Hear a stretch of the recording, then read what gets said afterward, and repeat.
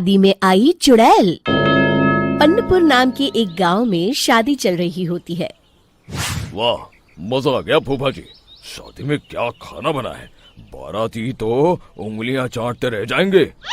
हाँ, तुमने सही कहा, पनीर की सब्जी का तो कोई जवाब ही नहीं। दूसरी तरफ पंडित जी फेरों की तैयारी कर रहे होते हैं कि तभी वहाँ एक चुड़ैल आ जाती है। अरे मर गया रे, ये चुड़ैल यहाँ क्या कर रही है? अरे दिवाकर जी, ये आपकी कौन सी रिश्तेदार है? अरे मुझे क्या पता, क्या भाग्यवान, कहीं ये तुम्हारे मायके से तो नहीं आई है।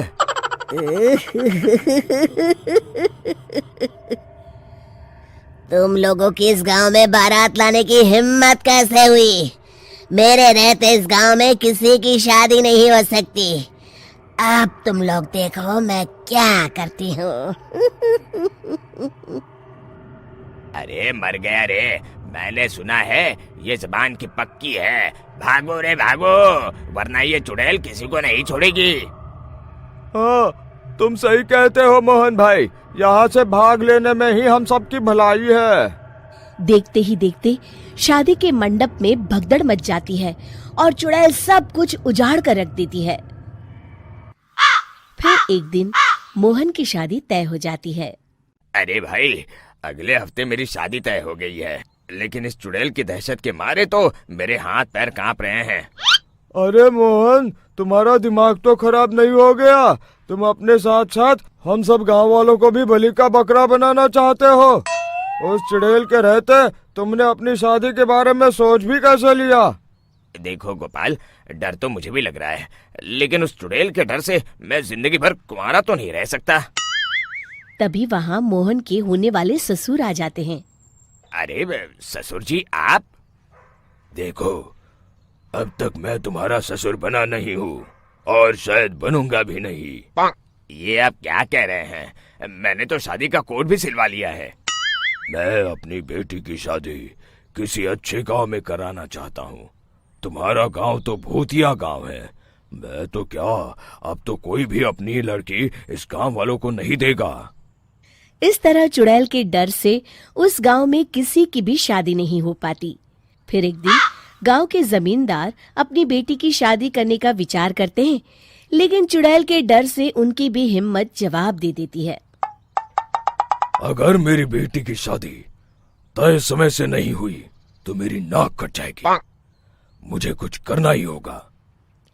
एक सलाहकार के कहने पर जमींदार काशी से एक बहुत ही नामी तांत्रिक को अपने घर बुलवाते हैं, जो भूत चुड़ैल को पकड़ने में माहिर माना जाता था। जमींदार साहब, आप चिंता मत करिए। इस गांव की सीमा में प्रवेश करते ही मुझे उस चुड़ैल के बारे में सब पता चल गया था। आप उसे जल्दी से जल्दी कैद कर लीजिए ताकि मैं अपनी बेटी की शादी कर सकूं। जब वो चुड़ैल एक इंसान थी, तब ठीक उसकी शादी करने वाले दिन ही उसकी और उसके होने वाले पति की एक दुर्घटना में मौत हो गई थी। उसका होने वाला पति आज भी भूत बनकर जंगल में भटकता है। इसलिए जब तक चुड़ैल की शादी नहीं हो जाएगी, वो किसी और की भी शादी नहीं होने देगी। ये आप क्या कह रहे हैं? अगर वो भूत भी हमारे गांव में आ गया, तब हमारा क्या होगा? ये आदमी बीच में बहुत बोलता है, इसे बाहर निकालो। उसके बाद तांत्रिक बताते हैं कि अगर उस भूत के साथ चुड़ैल की शादी करा दी जाए तो वो चुड़ैल हमेशा हमेशा के लिए उस गांव को छोड़कर चली जाएगी। जमींदार साहब, आप अपनी बेटी की शादी की तैयारी शुरू कर दीजिए। मैं कुछ गांव वालों को अपने साथ लेकर उस भूत को ढूंढने जंगल की ओर जाता हूँ।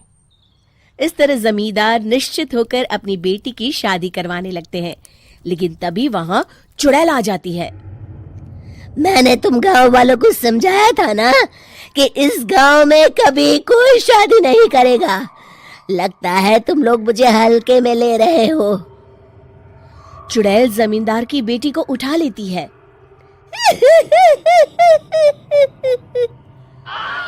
अब देखती हूँ बिना दुल्हन के तुम लोग शादी कैसे करोगे।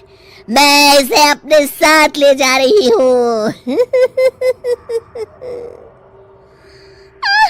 छोड़ मुझे, पिताजी, मुझे बचाइए। अरे कोई मेरी बेटी को बचाओ। तभी तांत्रिक उस भूत को लेकर वहां पहुंचता है। अरे भाग्यवान, रुको, इन मासूमों को परेशान मत करो, मैं आ गया हूँ, अब तुम मेरे साथ चलो। चुड़ैल बहुत खुश हो जाती है। आप आ गए, चलिए अब हम मंदिर में चलकर शादी कर लेते हैं। अरे अरे अरे अरे, ये क्या कह रही हो? मंदिर में जाके दोबारा मरना है क्या? चलो, आज से हम जंगल में रहेंगे। चुड़ैल चली गई, अब मेरी शादी हो जाएगी। इस तरह सभी गांव वाले खुशी से झूमने लगते हैं।